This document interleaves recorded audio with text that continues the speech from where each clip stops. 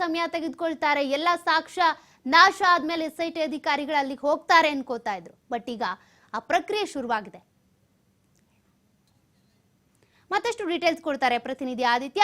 ಈಗಾಗಲೇ ನೀವು ಹೇಳ್ತಾ ಇದ್ರಿ ಒಂದಷ್ಟು ಅಡಚಣೆ ಉಂಟಾಗ್ತಾ ಇದೆ, ನೀರಿನ ಹೊರೆತದಿಂದಾಗಿ ಕಾರ್ಮಿಕರಿಗೆ ಅಗಿಯೋದಕ್ಕಾಗ್ತಾ ಇಲ್ಲ, ಅಲ್ಲಿ ನೀರು ಬಂದ್ ತುಂಬಿಕೊಳ್ತಾ ಇದೆ ಅಂತ.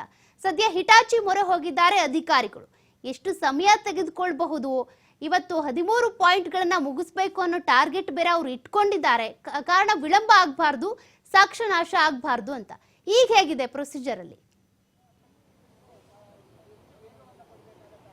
ಸೌಖ್ಯ ಹೌದು. ಒಂದು ಕಡೆಯಿಂದ ಧಾರಾಕಾರ ಮಳೆ ಬರ್ತಾ ಇದ್ರೆ, ಇನ್ನೊಂದು ಕಡೆಯಿಂದ 3 ಅಡಿವರೆಗೂ ಕೂಡ ಸಮಾಧಿ ಆಗಿರುವಂಥ ಪ್ರೊಸೆಸ್ ಹೋಗಿದೆ. 3 ಅಡಿ ಹೋದರೂ ಕೂಡ ಏನೂ ಸಿಕ್ಕಿಲ್ಲ. ಬಟ್ ಅನಾಮಿಕ ದೂರುದಾರನಿಗೂ ಕೂಡ ಇದು ಸ್ಯಾಟಿಸ್ಫ್ಯಾಕ್ಷನ್ ಆಗಿಲ್ಲ, ಇನ್ನೂ ಆಗಿರಿ ಅಂತ ಹೇಳ್ತಾ ಇದ್ದೇನೆ. SIT ಅಧಿಕಾರಿಗಳು ಕೂಡ ಇದು ಸಮಾಧಾನಕರ ಆಗಿಲ್ಲ. ಆದರೆ 3 ಅಡಿ ನಂತರ ಮ್ಯಾನ್ ಪವರ್ ಯೂಸ್ ಮಾಡಿ ಅಗಿಯುವಂಥದ್ದು ಬಹಳ ಕಷ್ಟ. ಆ ಕಾರಣಕ್ಕೋಸ್ಕರ ಮಿನಿ JCBಯನ್ನು ಹಿಟಾಚಿಯನ್ನು ಇಲ್ಲಿ ತಂದಿರುವಂಥದ್ದನ್ನು ನೀವು ಗಮನಿಸ್ತಾ ಹೋಗ್ಬೋದು. ಸೊ ಈ ಮೂಲಕ ಒಂದು ಬೇರೆನೇ ತಿರುವನ್ನು ಪಡೆದುಕೊಂಡಿದೆ ಇವತ್ತಿನ ಉತ್ಖನನದ ಪ್ರಕ್ರಿಯೆ. ಸೊ JCB ಬಳಸಿಕೊಂಡು ಇವತ್ತು ಅಗಿಯೋದಕ್ಕೆ ಅಧಿಕಾರಿಗಳು ಮುಂದಾಗಿದ್ದಾರೆ. ಯಾಕಂದ್ರೆ ಪ್ರಾರಂಭಿಕ ಹಂತದಲ್ಲಿ ಮ್ಯಾನ್ ಪವರ್ನ ಯೂಸ್ ಮಾಡಿದ್ರು. ಸೊ ಎಲ್ಲೋ ಒಂದ್ ಕಡೆ JCBಯನ್ನ ಬಳಸಿದ್ರೆ ಯಾಕಂದ್ರೆ ಆತ ಕೊಟ್ಟಂತ ಮಾಹಿತಿ ಸುಮಾರು 2 ರಿಂದ 3 ಅಡಿ ನಾನು ಆಳದಲ್ಲಿ ಅದನ್ನ ಹೂತು ಹಾಕಿದ್ದೀನಿ ಅಂತ ಆತ ಹೇಳ್ತಾ ಇದ್ದ. ಸೊ ಆ ಕಾರಣಕ್ಕೋಸ್ಕರ ಎಲ್ಲೋ ಒಂದ್ ಕಡೆ JCBಯನ್ನ ಯೂಸ್ ಮಾಡಿದರೆ ಸಾಕ್ಷಿಗಳು ಡಿಸ್ಟ್ರಾಯ್ ಆಗುವಂತ ಸಾಧ್ಯತೆ ಇದೆ ಅನ್ನೋ ಕಾರಣಕ್ಕೋಸ್ಕರ 12 ಜನ ಕೂಲಿಯಾಳುಗಳನ್ನ ಬಳಸಿಕೊಂಡು ಉತ್ಖನನದ ಪ್ರಕ್ರಿಯೆ ಮಧ್ಯಾಹ್ನ 12 ಗಂಟೆಗೆ ಶುರುವಾಗಿತ್ತು. 12 ಗಂಟೆಗೆ ಶುರುವಾದಂತ ಉತ್ಖನನದ ಪ್ರಕ್ರಿಯೆ ಸುಮಾರು 3 ಅಡಿವರೆಗೂ ಕೂಡ ಅದು ಹೋಗಿದೆ. 3 ಅಡಿ ದಾಟಿ 4ನೇ ಅಡಿಗೆ ಹೋಗುವಂತ ಸಂದರ್ಭದಲ್ಲಿ ಅಲ್ಲಿ ನೀರು ಬಂದು ತೊಂದರೆ ಆಯಿತು. 12 ರಿಂದ ಈಗ 3:30 ಆಯಿತು.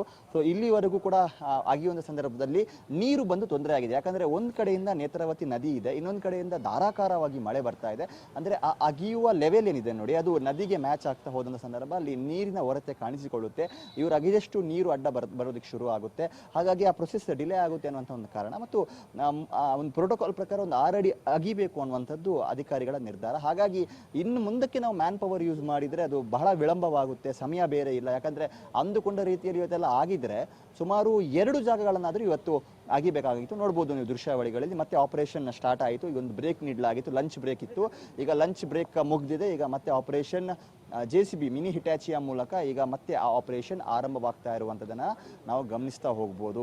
ನೇತ್ರಾವತಿ ಸ್ನಾನಘಟ್ಟಕ್ಕೆ ಬಂದಂತ ಆ ಒಂದು ಎಕ್ಸಾವೇಟರ್ ಏನಿದೆ ಈಗ ಅದು ಮುಂದೆ ಹೋಗ್ತಾ ಇದೆ. ಮಿನಿ JCB ಮುಂದೆ ಹೋಗ್ತಾ ಇದೆ. ಮುಂದೆ ಹೋಗಿ ಅದು ಈಗ ಅಗಿಯುವಂಥ ಪ್ರಕ್ರಿಯೆಯಲ್ಲಿ JCBಯನ್ನು ಬಳಸಿಕೊಳ್ತಾರೆ. ಸೊ ಇನ್ನು ಸ್ವಲ್ಪ ಪ್ರೊಸೆಸ್ ಸ್ಪೀಡಪ್ ಆಗುವಂಥ ಸಾಧ್ಯತೆ ಇದೆ. ಯಾಕಂದರೆ ಕೇವಲ ಡೆಪ್ತಿಗೆ ಮಾತ್ರ 3 ಅಡಿ ಅಲ್ಲ, ಸುತ್ತಳತೆ ಏನಿದೆ ಅದು ಕೂಡ ಬಹಳ ಅದನ್ನ ಡಿಗ್ ಮಾಡ್ತಾ ಹೋಗಿದ್ದಾರೆ. ಅದು ಕೂಡ ವಿಸ್ತೀರ್ಣ ಅಗಲ ಆಗ್ತಾ ಹೋಗಿದೆ, ಸುತ್ತಳತೆ ಕೂಡ ಅಗಲ ಆಗ್ತಾ ಹೋಗಿದೆ. ಒಂದು ದೊಡ್ಡ ಗುಂಡಿಯ ಮಾದರಿಯಲ್ಲಿ ಅಲ್ಲಿ ಈಗ ಪರಿಸ್ಥಿತಿ ಇದೆ. ಸೊ ಇನ್ನು ಮುಂದಕ್ಕೆ ಈ ರೀತಿ ಮಿನಿ JCBಯನ್ನೆಲ್ಲ ಬಳಸ್ಕೊಂಡ್ರೆ ಬಹುಶಃ ಏನೋ ತೊಂದರೆ ಆಗೋದಿಲ್ಲ ಅನ್ನುವಂಥದ್ದು ಅಧಿಕಾರಿಗಳ ಲೆಕ್ಕಾಚಾರ. ಅಂದರೆ ಕಳೆ ಬರೋಕ್ಕೂ ಏನು ಹಾನಿ ಆಗೋದಿಲ್ಲ, ಸ್ವಲ್ಪ ಸ್ಲೋ ಆಗಿ ತುಂಬಾ ನಾಜೂಕಾಗಿ ಸೂಕ್ಷ್ಮತೆಯಿಂದ ಈಗ ಅಗಿಯುವಂಥ ಪ್ರಕ್ರಿಯೆಗೆ ಮುಂದಾದರೆ ಸೊ ಕಳೆ ಬರಕ್ಕೂ ಕೂಡ ಇನ್ ಕೇಸ್ ಅಲ್ಲಿ ಇದ್ದರೆ ಅದಕ್ಕೆ ಯಾವುದೇ ಡ್ಯಾಮೇಜ್ ಆಗೋದಿಲ್ಲ ಅನ್ನುವಂಥ ನಿರ್ಧಾರದಿಂದಾಗಿ ಈಗ ಮಿನಿ JCBಯನ್ನು ಬಳಸ್ಕೊಳ್ಳೋದಕ್ಕೆ ಮುಂದಾಗಿದ್ದಾರೆ. ಮತ್ತು ಒಂದು ಕಡೆಯಿಂದ ನೀರಿದೆ. ಸೊ ಆ ನೀರನ್ನು ಖಾಲಿ ಮಾಡಿ ಅಲ್ಲಿ ಮಣ್ಣು ಅಗಿಬೇಕಾಗುತ್ತೆ. ನೀರಿದ್ದು ಅಲ್ಲಿ ಮಣ್ಣು ಅಗಿಯೋದಕ್ಕೆ ಸಾಧ್ಯ ಇಲ್ಲ. ಸೊ ಈ ಥರ ಒಂದು JCBಯನ್ನು ಯಂತ್ರವನ್ನು ಯೂಸ್ ಮಾಡಿದರೆ ಸ್ವಲ್ಪ ಪ್ರೊಸೆಸ್ ಸ್ಪೀಡಪ್ ಆಗುತ್ತೆ ಅಂತ.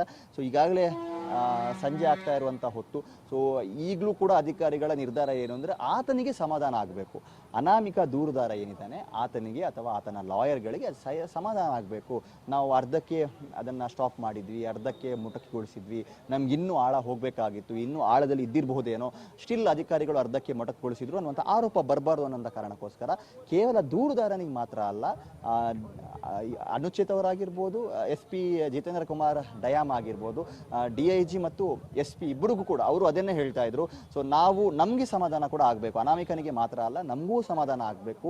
ಇನ್ ಕೇಸ್ ಅಲ್ಲಿ ಇಲ್ಲ ಅದನ್ನ ಸ್ಟಾಪ್ ಮಾಡೋಣ ಅಂತ ಅನಾಮಿಕ ಹೇಳಿದ್ರು ಕೂಡ ಆತನ ಮುಖದಲ್ಲೂ ನಮ್ಗೆ ಅದೊಂದು ಕಾಣಿಸ್ಬೇಕು. ಅಂದ್ರೆ ಆ ಸ್ಯಾಟಿಸ್ಫ್ಯಾಕ್ಷನ್ ಇಲ್ಲ, ಅಗದಿದ್ರು ಆದ್ರೂ ಏನು ಸಿಕ್ಕಿಲ್ಲ ಅನ್ನುವಂಥದ್ದು. ಯಾಕಂದ್ರೆ ಮುಂದಿನ ದಿನ ಸರಿಯಾಗಿ ಅಗಿಲಿಲ್ಲ, ಅಧಿಕಾರಿಗಳು ಆತನಿಗೆ ಅವಕಾಶ ಕೊಟ್ಟಿಲ್ಲ, ತುಂಬಾ ವರ್ಷದ ಹಿಂದೆ ಇದನ್ನ ಹೂತು ಹಾಕಲಾಗಿತ್ತು.